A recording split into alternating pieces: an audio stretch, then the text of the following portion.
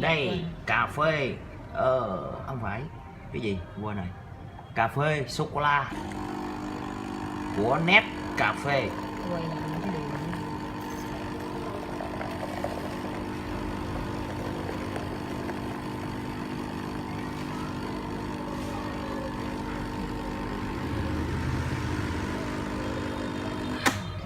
Wow,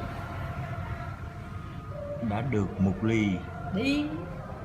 Đây phân chia làm 2 tầng. Và đây là cà phê gì? Cà phê sữa cũng 2 tầng từ cái chiếc máy này.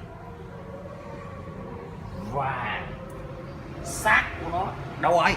Xác Đâu có cổng về hỏi. môi nó lên. Ủa gì kỳ vậy?